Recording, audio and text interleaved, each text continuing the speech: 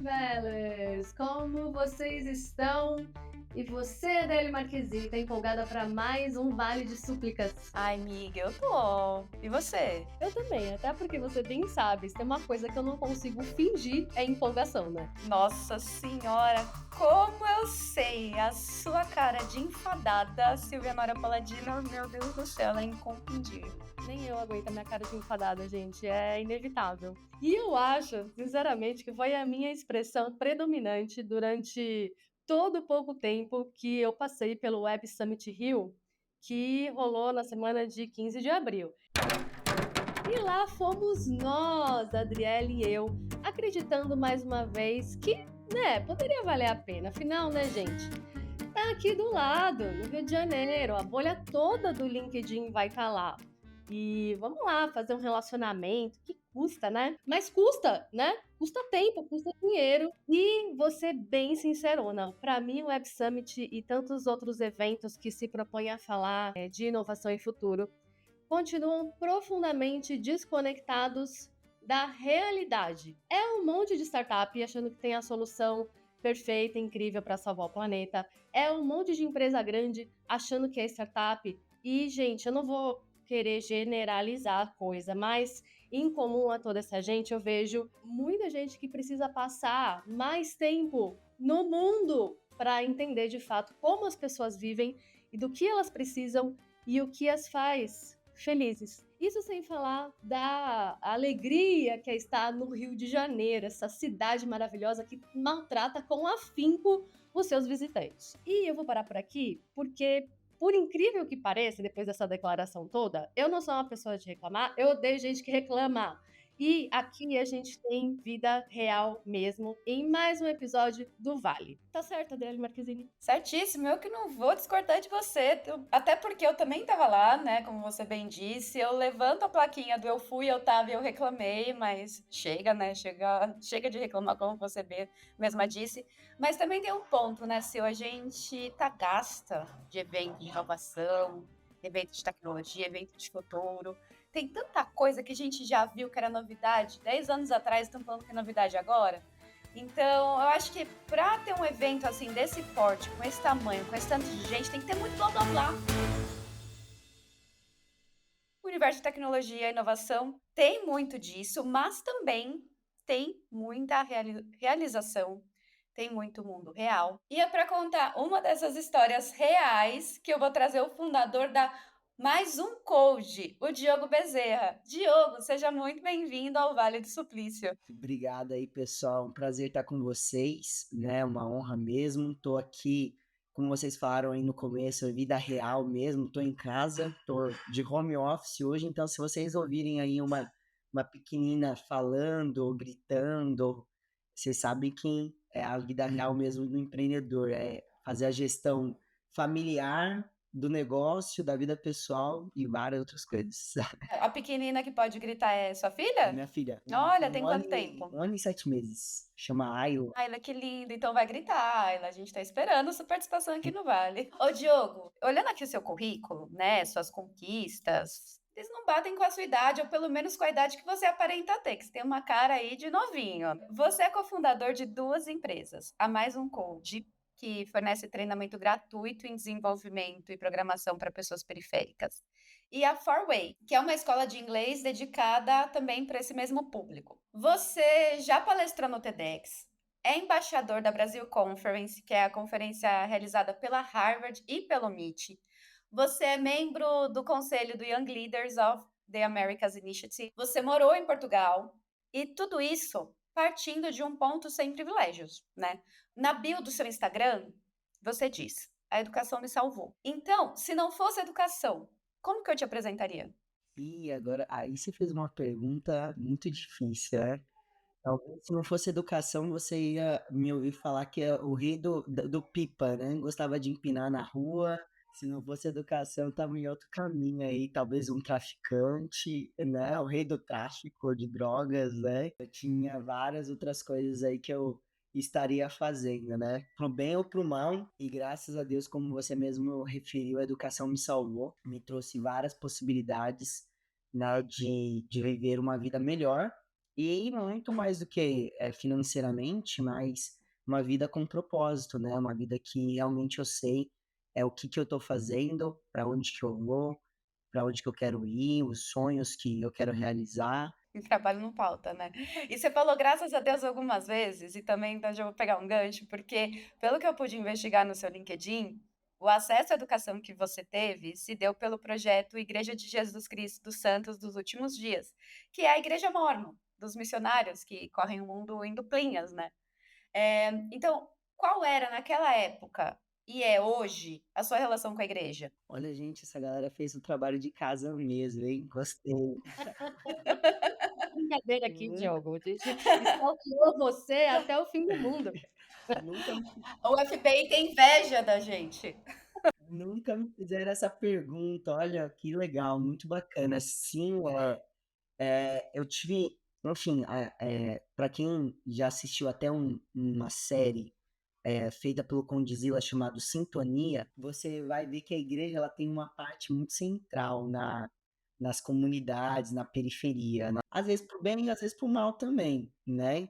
Mas ali eu tive uma grande sorte, né, de ter esse contato, né, com a Igreja de Jesus Cristo, que no final, né, tem uma primícia de autossuficiência, né? Ela tem ali um objetivo de tornar os seus membros autossuficientes. Tem várias pessoas famosas, né, inclusive, que são membros da igreja, como o Carlos Wizard, né, dono das lojas ex-dono, né, vendeu a escola de idiomas, Taco Bell, entre outras coisas que ele tem. Tem o dono da Azul, ele inclusive, os dois foram missionários também, o Carlos Wizard também foi missionário, o dono da Azul também, ele serviu aqui em São Paulo, né, como nós falamos, né, aqui em São Paulo e enfim, descobriu aí um mundo interessante e começou a investir no Brasil também. E eu também tive uma oportunidade, fui para Portugal e foi interessante, né, que pelo menos a primícia aqui da igreja é a oportunidade igual para todos, né? E, e independente de classe social, então morava na quebrada, né? E no final tive uma oportunidade de ir para Portugal. Você não sabia, eu não sei, você não escolhe para onde você vai. Então fui para Portugal, foi o meu trabalho missionário, onde que eu servi, né, como nós dizemos. Servi lá durante 2 anos e tive várias oportunidades de liderança lá também, porque eu trabalhava com vários jovens de diversas partes do mundo, desde Estados Unidos, Austrália, Inglaterra, próprio Portugal, mas muitos jovens de outros países que falavam outros idiomas. Eles tinham que aprender português e eu não tinha nenhuma responsabilidade de aprender inglês, mas é claro, eu sabia que o inglês tinha algo precioso no Brasil e eu ali no dia a dia, conversando com eles, me esforçando também, estudando um pouquinho por conta própria, desenvolvi o idioma também, aprendi inglês. E a partir daí, né, a partir daí de outras coisas que eu fiz antes de ir para essa experiência, pode-se dizer que teve um grande impacto na minha vida.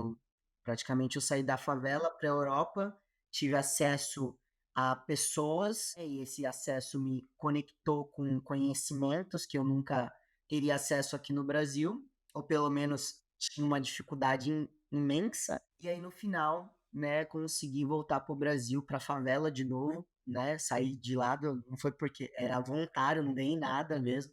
2 anos ali trabalhando, ajudando não só a pessoa na parte religiosa, mas fiz muito projeto de serviço, pintar a casa dos outros. Olha. Várias experiências assim me moldaram de como eu queria ajudar as pessoas, né? Não só ter uma vida com riquezas e tudo mais. Isso fazia muito bem para mim, então. Mas hoje você continua na igreja, então? Continuo na igreja. Ah, tá. Inclusive, sou até um líder religioso aqui, né? Tudo voluntário ainda, não ganho nada, né? Mas sou religioso aqui. Né? Não é algo que eu compartilho muito, porque geralmente é mais para servir uma certa região aqui da onde que eu tô, em Itaquaquecetuba. Mas é isso, tudo voluntário, trabalhando duro ainda, fazendo projetos sociais, ajudando pessoas com alimento, com várias coisas que espiritual, financeiro, educacional, né, essa parte mais religiosa aqui também. Ô Diogo, deu para entender que essa experiência em Portugal foi marcante para você mesmo, né? Talvez tenha sido aí um ponto de virada mesmo na sua vida, né? E eu fico pensando que 2 anos de imersão, essas poucas histórias que você contou, dá para imaginar o quanto isso muda a pessoa, né? Quanto isso te mudou. Mas como que foi depois desse tempão todo voltar? Você voltou para o Brasil, para onde você voltou e assim, como foi encarar a sua realidade depois de você estar tão transformada, sabe? Que tem um pouco isso, né? Eu morei fora também e a gente tem uma sensação, não sei se foi a sua também, que a gente muda tanto numa experiência, numa imersão fora, independentemente da natureza dela. E quando volta, você tem uma sensação assim que de tudo meio que continua no mesmo lugar, né? Você mudou, você é outra pessoa e tá tudo ali meio no mesmo lugar, assim, né? Conta um pouquinho aí desse seu retorno. Olha, excelente pergunta também. Vocês são jornalistas, alguma coisa assim? Sim. Mas, Fomos descobertas. Agradecendo o mas, elogio. mas excelente, nossa, mas essa é uma coisa que bateu muito forte em mim. Nasci e cresci na zona norte de São Paulo, num bairro chamado Jardim Brasil. O Jardim Brasil é, assim, é um bairro, mas um bairro periférico muito perigoso, né? Em anos atrás, assim, na minha infância, eu vi troca de tiro entre a polícia e os meus amigos vizinhos, né? Que considerados traficantes, né? Que estavam ali na linha de tiro com os policiais. Alguns morreram, né, e tudo mais, acontecia, infelizmente, mas olhando para essa minha jornada, desde que eu conheci a igreja, enfim, fui por uma jornada aí de imersivo em Portugal, e quando eu volto, minha mãe, ela decide fazer uma mudança, né? Ela queria ir para um lugar que fosse dela, né? E ela se muda para uma favela. E eu já tinha uma perspectiva diferente. Cheguei em casa, é onde que eu morava, era uma casa de 4 cômodos, era uma casa própria, sabe? Tipo, que os vizinhos, né, era do meu avô, que então tinha casa em cima do meu tio. Então tinha toda uma estrutura familiar em cima, embaixo, atrás, de pessoas. E minha mãe resolve querer, não, quero algo meu, né? Que fui eu que construí, assim, assim, sabe? E aí ela já tinha encontrado um terreno, invadiu um terreno na zona leste de São Paulo, aqui no Jardim Pantanal, que hoje tem uma certa tipo de regularização fundiária acontecendo. É uma outra história muito interessante. Mas dentro dessa jornada da minha mãe, ela fala que se eu quisesse ir com ela, eu fosse, ou né, eu seguia a minha vida, né? Eu já tinha alguns planos também de fazer outras coisas, né? E viajar para outros países, tal, falava inglês.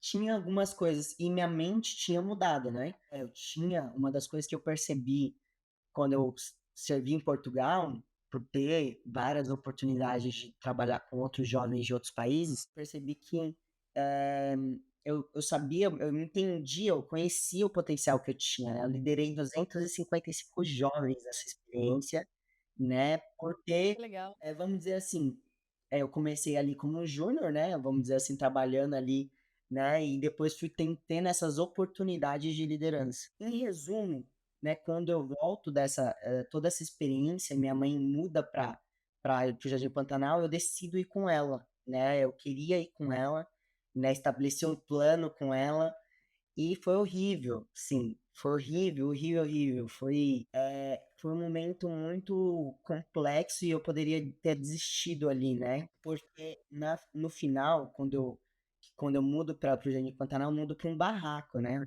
Morava numa casa de alvenaria que não era tudo isso, né? Era uma casa bem humilde, bem mal acabada mesmo, mas eu mudo para uma casa pior, né? Com uma estrutura de barraco mesmo, sem saneamento básico, horrível, e com toda aquela mentalidade. Eu estava vivendo num país diferente, com uma certa estrutura, e não só uma certa estrutura, pela posição de liderança que eu tinha, eu viajei mais de 26 vezes de avião. Inclusive, peguei às vezes primeira classe, porque não tinha classe econômica para ir. Então, tinha toda uma estrutura, comia bem, né? Viajava assim, bem, né, na estrutura que eu tinha ali. Durante as primeiras semanas, eu falo que eu tive um princípio de depressão, né, porque além do choque cultural, né, tinha um choque social, tinha várias coisas acontecendo, realmente, como a Silvia falou, tudo tinha mudado, mas nada tinha mudado, né, tinha mudado em mim muitas coisas, mas muitas coisas externas aqui no Brasil não tinha nada mudado, né, e no final, né, eu fiquei, tipo assim, muito triste, chorando durante algumas semanas, né, o que que eu faria da minha vida, né, realmente caiu assim em mim, tal, você é pobre, filhão, acorda pra vida, não é aquilo mais não que você tava vivendo, né? E aí, assim, é claro, né, por também continuar indo pra igreja, né, e também ter apoios de amigos, líderes, pessoas ao meu lado, que eu acredito que foi uma das chaves essenciais para mim sair desse mood, né, dessa espectro, né, que é o espectro, vamos dizer assim, da desigualdade social do Brasil. Eu comecei a, para mim sair, eu precisei deles muito. E no final, eu falei: não, esquece isso, amigão. Você não tem direito de ficar assim. Essa é a verdade. Você não tem direito de ficar assim, vai pra cima. Se vira com o que você tem, né? Era isso que veio na minha mente. Infelizmente, eu dei até no meu TED, eu falo sobre isso, né? Que alguns jovens, né? Não é porque eles não querem, né?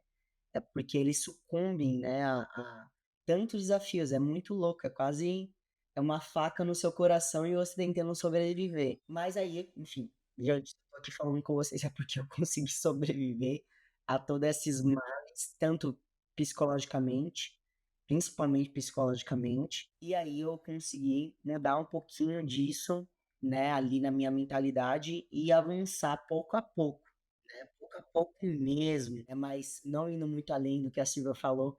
Silvia, eu acho que eu cheguei no ponto, foi muito difícil mesmo. Eu queria muito voltar, ao mesmo tempo eu queria muito ficar no Brasil para fazer alguma coisa pelas pessoas que estavam ao meu redor, né? E o que aconteceu com você foi excelente, né, Diogo? Porque aquela história da uma mente que se abre para uma ideia nova nunca volta ao seu tamanho original, né?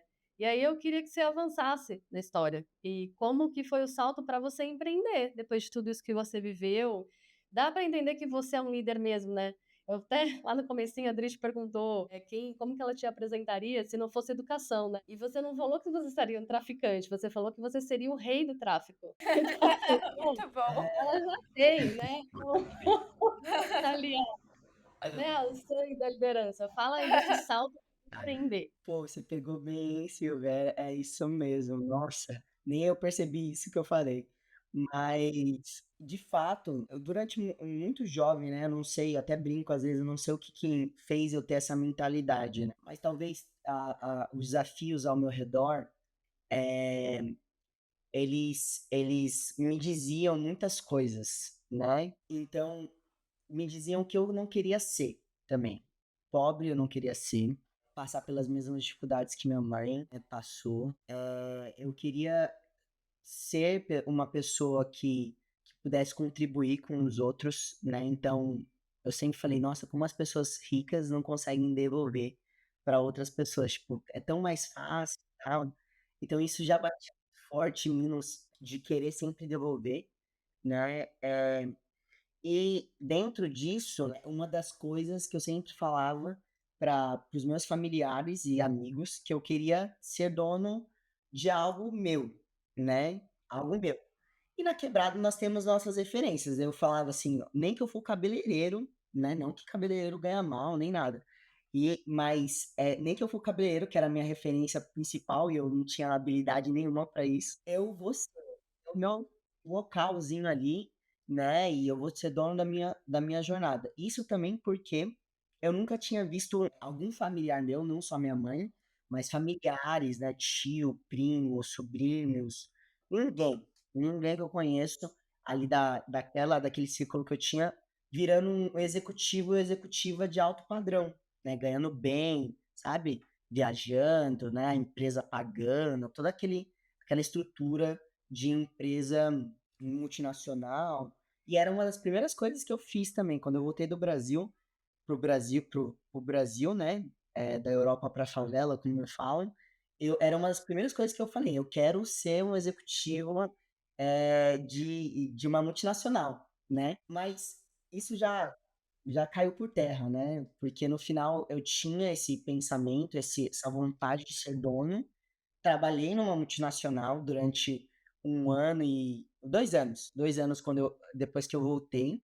Mas eu sempre tinha aquilo na minha mente, sempre aquela vontade louca de colocar em prática uma ideia, não só uma ideia, mas ter um negócio que pudesse dar essa liberdade de pensamento, enfim, de sonhar, né? Aquilo, de projetar. Eu sempre fui uma pessoa muito criativa, inovadora. Um líder meu dentro dessa empresa, ele fazia um one-on-one comigo e ele era um cara diferenciado. Tive muita sorte de cair com ele, né? Eu falei que eu estava estudando, queria montar alguma coisa para mim, e ele falou, cara, vai para cima. E ele me motivou. Eu falei, nossa, que estranho, né? Eu tinha até medo de falar para ele que eu queria sair da empresa e criar uma coisa própria, né? Mas ele me motivou, me apresentou vários canais, né? Como Geração de Valor, do Flávio Augusto, né? Entre outras coisas que eu não conhecia. Tá lá na internet, mas eu não sabia que existia, né? Não era da minha realidade. Então, ele foi me apresentando. Eu já estava lendo um livro do próprio Carlos, né? Do Carlos Wizard, que ele tinha, então se conectava com a minha jornada. Ele serviu no mesmo país que eu, também em Portugal. Aí, cara, Ai, que eu já legal. queria fazer uma escola de inglês, enfim, sabe? Foi uma inspiração interessante também.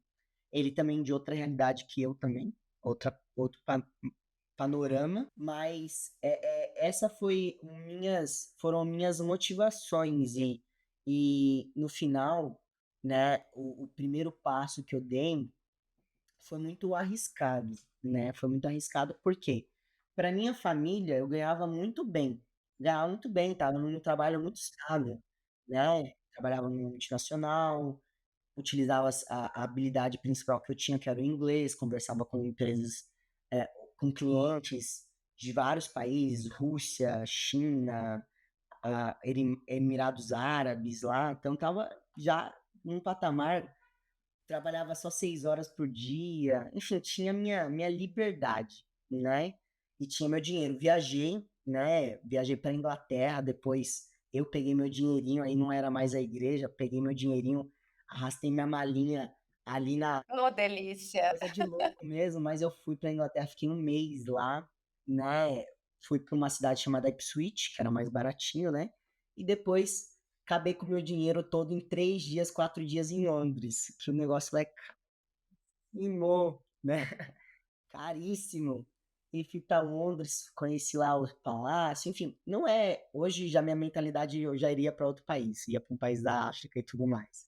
Mas aquilo que foi implementado na minha mente durante minha jornada, né?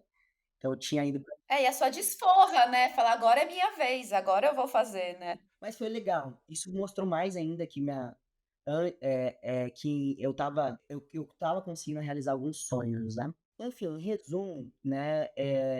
Joe, decidi empreender, né? No risco, larguei o emprego, claro, fiz um caixazinho de R$ 500 por mês durante 1 ano. A inflação não estava tão ruim, né? Minha família conseguia viver com R$ 300 de alimento, que é um negócio louco.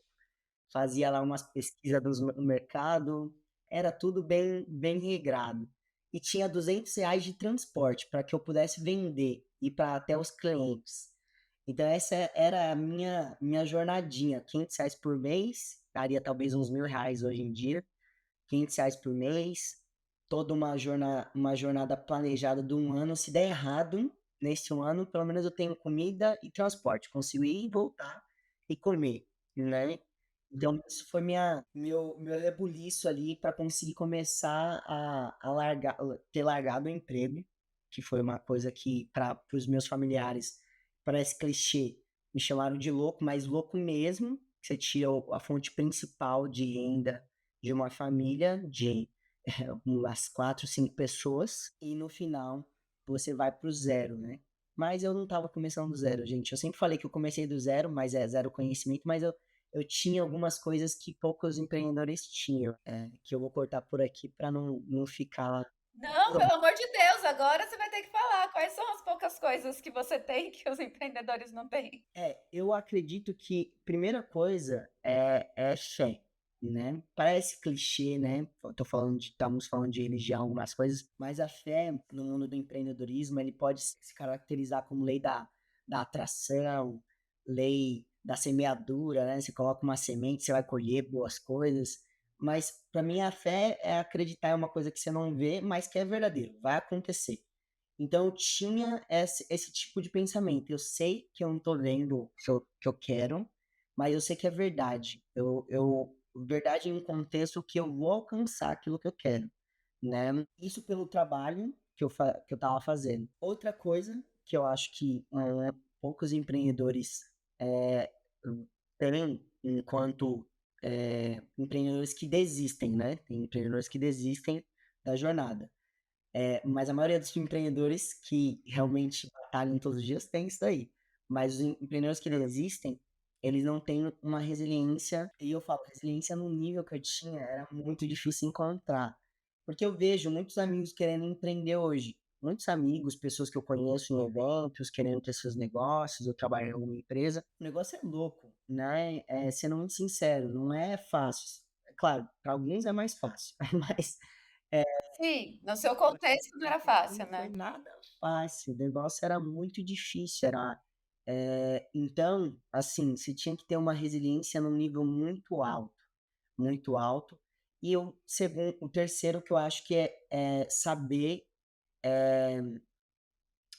principalmente com quem se conectar, né? Então, eu tenho hoje, assim, eu acho que uma das coisas que eu falo, né? Porque você tem aquele bichinho, né? Na sua mente, né? Quando você vem de uma situação que nem eu, de pobreza, tem aquele bichinho, será que eu vou voltar a ser pobre? Então você se arma, né? De várias outras coisas que podem te impedir. Então, de voltar para essa situação, né? Então, no meu contexto, eu sempre bati uma vozinha, né? O que você tem que ter para não ficar pobre de novo? E eu descobri duas coisas, na verdade. É, que aí pessoas do seu lado. Então, o capital humano é essencial. Então, eu conheço tantas pessoas hoje boas que se meus negócios quebrarem, eu posso trabalhar para elas ou eu posso inventar um outro negócio junto com elas. E o segundo é planejamento financeiro, né? Então, são essas duas coisas que planejamento financeiro que está ligado com educação também, né? Então, educação voltada a finanças, voltada ao meu desenvolvimento pessoal. Então, essas duas coisas, essas coisinhas aqui que eu falei, são coisas que me blindam também dessa mentalidade também. Então, pessoas, para mim, algo essencial. Então, se conectar a todo momento, parece até às vezes chatas, que nem vocês introduziram no começo, né? Vamos lá para fazer network. Eu também tô enjoado de eventos, né? Mas é isso que é a minha tese de não voltar à pobreza. É sempre estar se conectando a novas pessoas. Maravilha. Agora, para a gente fechar aqui, Diogo, antes da gente entrar no Desaprendendo, nessa pesquisa aqui que a gente fez, né, para o seu roteiro, eu vi muita coisa eh, sobre empreendedorismo da periferia, né, que partiu da periferia. Porque as favelas e o empreendedorismo, eles eram ignorados, né, até um tempo atrás. Aí, de repente, parece que virou moda, e aí todo mundo quer falar sobre isso, né? E aí, nesses vídeos, tem muita coisa enaltecendo a cultura, a vida nas comunidades, as grafites, né? Pessoas com roupa colorida, expressão artística aos montes. Uma coisa que, na minha visão, é super romântica, né? Eu entendo que a gente precisa desmistificar o estigma da violência nas favelas, nas comunidades, a gente precisa se conectar, porque foram muitos anos mesmo apartado, né, marginalizado, quando tem muita coisa acontecendo, muita gente boa, muita coisa que todo mundo pode extrair valor, mas a minha impressão é que esse material, ele é produzido por gente de fora, que não está vivendo a realidade da favela e está querendo dar esse toque romântico. É tipo o temaki, quando na comida japonesa, que você vai comer um temaki com cream cheese, cebolinha e salmão, que o japonês olha e fala, meu, isso não existe na minha culinária, você tá louco? Então, parece para mim uma apropriação da narrativa da favela. Eu queria primeiro saber se eu tô certa, da favela e da periferia, né?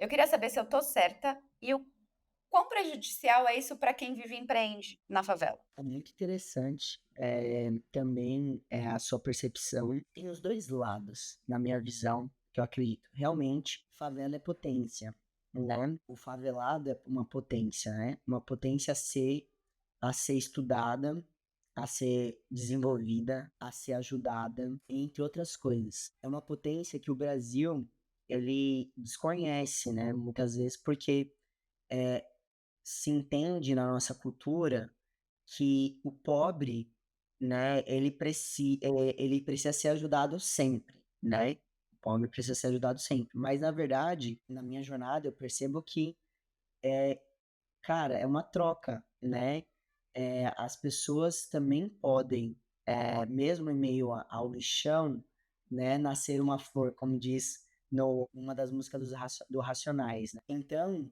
até do lixão nasce flor, né, e essa flor, ela pode sim ser, visualizada, né, essa flor sim tem que ganhar seu palco, né, mas essa flor não pode ser vista como uma um padrão, né. Então, eu mesmo disse aqui várias vezes, né: "Pô, minha mentalidade me ajudou, tal", mas na verdade sou um sobrevivente, né. Sou um sobrevivente de uma guerra social, guerra militar, entre outras coisas. Eu mesmo já quase morri algumas vezes, né, por arma de fogo. E não era porque, assim, eu rei do tráfico, mas eu nunca coloquei a mão na droga, né, nunca me envolvi, né. Era uma possibilidade que eu pensava, mas eu nunca usei nada, né, tô limpo, né.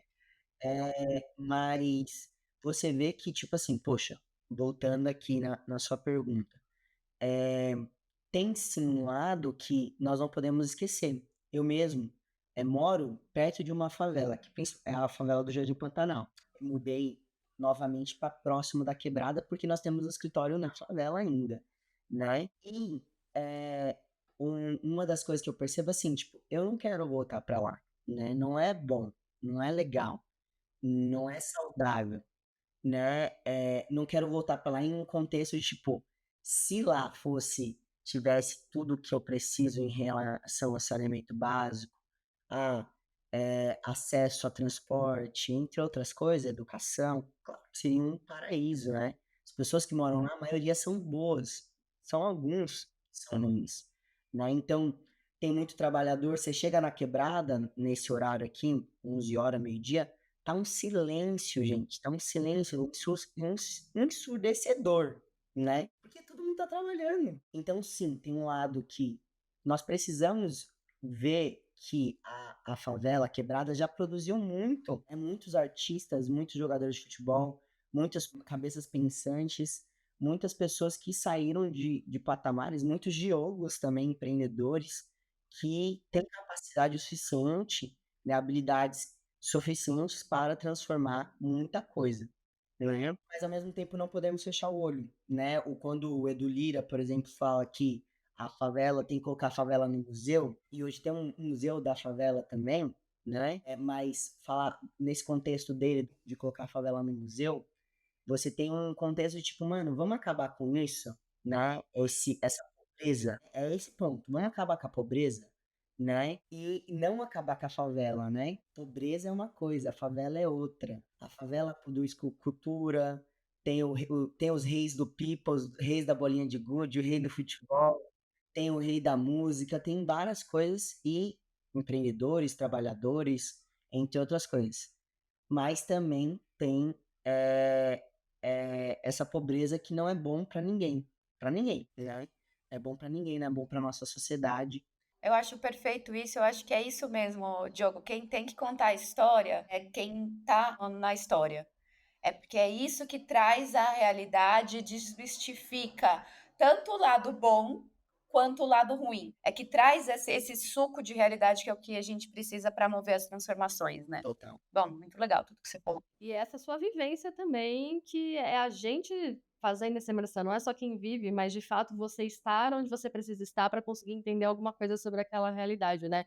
Ô Diogo, e a gente poderia encerrar com essa sua última fala aí, mas não vamos encerrar ainda. Então a gente está bem no finalzinho mas a gente vai para um quadro que eu sei que você não vai ter dificuldade com ele, mas chegou a hora de expor aqueles tombos que até deixam algumas avarias, mas não impedem a gente de seguir.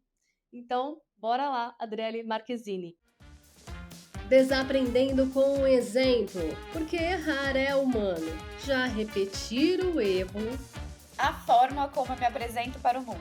Olha, eu me apresento hoje como Diogo, empreendedor social, que muda realidades de jovens periféricos iguais a mim, né? E que, sendo muito sincero, é um ponto fora da curva. E que pode haver mais pessoas iguais a mim, mas precisa muito mais esforços, mais ajudas de outras pessoas para isso acontecer. Mas é hoje assim que eu me apresento. E você sempre se apresentou assim ou antes você se apresentava de outra forma? Não, eu acho que eu nem tinha, né, expectativa do que eu era, na verdade, né? Mas minha apresentação era Diogo, morador do Jardim Brasil, do Jardim Pantanal. Era, era esse o Diogo, né, que eu tinha no meu currículo. Qual foi o tombo que você tomou, que você nunca esqueceu e que mudou a forma como você trabalha com gestão financeira? Olha, é muito interessante eu, Diogo, no começo do meu empreendimento, né, eu tinha lá, conseguimos R$ 13.000 no caixa. Para mim era surreal, era a primeira vez que eu tinha esses R$ 13.000 no caixa, né, a primeira vez que eu tinha esse montante de dinheiro, mas como empreendedor você acha que você pode fazer tudo? O meu sócio, na verdade, meu ex-sócio Diego, né, ele me deu uma ideia, vamos comprar um carro e fazer uma frota de Uber. E como 13 mil não dá para comprar um carro totalmente legal, nós fomos para um carro de leilão. Compramos o carro de leilão, montamos ele. Eu sei que deu lá uns R$ 9.000 com esse carro. Nós liquidamos quase todo o nosso caixa, né? Tinha R$ 3.000 lá. Eu também fui nessa linha porque minha faculdade me ensinou, né, que, enfim, não é mundo real a faculdade, né, me ensinou que caixa parado é caixa perdido também. Você perde dinheiro enquanto o seu dinheiro tá no caixa. E aí eu falei, não, sua ideia é super certa, dá para investir numa frota de Uber, né? E vamos começar com o primeiro carrinho, vamos colocar alguém, porque nós não podemos trabalhar nisso, né? Vamos colocar alguém e no final deu tudo errado mesmo. E aí eu percebi que a importância de ter um caixa bem robusto, quase falimos, meu negócio quase foi pro brejo mesmo, né? Porque sempre estava saindo mais do que entrando. Graças a Deus e muito trabalho eu consegui ali reverter essa situação, mas foi um tombo feio, quase que me levou à morte do meu negócio, né? Uma referência que você tinha que desmoronou. Ó, na verdade, várias referências desmoronaram, né, para mim. Nesse mundo do empreendedorismo, você tem esse certo glamour, né, do que é empreender, do que é, do que as pessoas estão fazendo e principalmente, né, do impacto que essas pessoas têm na sociedade. Então, eu vi muitas pessoas, donos de escolas ou donos de negócios, que eles poderiam ter um impacto no mundo, mas eles falam muito mais como eles ganharam dinheiro. Como eu faturei tanto. E assim, como essas pessoas são aplaudidas. E no final, tipo assim, beleza, você faturou tanto, mas quanto que seu aluno aprendeu com esse conhecimento que você adquiriu? Ou quanto que... E é interessante que o mundo, ele aplaude essas pessoas. Se você está numa posição de riqueza e você fala alguma coisa, fala outra coisinha, as pessoas, nossa, que incrível, né? Mas na verdade não é bem assim. Você tem que analisar. O que essa pessoa fez mesmo? Ela faturou 1 bi, 1 milhão, 3 milhões, 4 milhões, mas o que ela gerou de fato para a sociedade, entendeu? E eu vejo que muitos empreendedores famosos, muitas vezes esses empreendedores que eu conheço, hoje eu analiso eles de uma outra forma. Eu falo, nossa, você faturou tanto, mas o que você fez com esse faturamento, né? Eu estava até num evento que foi muito interessante, né? Um jovem compartilhou o impacto que ele teve, e aí a pessoa, o impacto que ele teve era, na apresentação dele, o impacto, a palavra impacto mesmo lá, tá? O que ele impactou? Tava escrito lá, R$ 1 milhão, impacto. Não impactou R$ 1 milhão, você impactou o quê? Não impactou nada, né? Você faturou R$ 1 milhão, você não impactou nada, meu amigo. Você tá faturando R$ 1 milhão, né? Ou R$ 3 milhões. Enfim, isso para mim é muito é muito mais claro, muito mais evidente hoje. Muito legal. Nossa, Diogo, muito obrigada. Que papo legal. Diogo, ó, a gente só tem a te agradecer. Eu acho que você é um exemplo não só de uma pessoa que foi ajudada, achei muito além de uma pessoa que foi ajudada, de uma pessoa que realmente soube aproveitar todas as oportunidades que surgiram de educação, de cultura, para se transformar aí na potência que você é hoje, influenciando muitas outras pessoas a seguirem esse caminho também, né? Então, cara, a gente só tem a te agradecer por você ter contribuído tanto e muito obrigada, assim. Seja sempre bem-vindo aqui no Vale. Tamo junto, obrigado, hein? Obrigada. E você que ouviu a gente até agora, não esquece de seguir a gente nas redes sociais. A gente tá no Instagram, no TikTok, a gente também tá no LinkedIn. Dá 5 estrelas, compartilhe, curta aqui, aquelas coisas todas. E a gente se vê no próximo Vale. Até o próximo Vale! Até, pessoal. Valeu!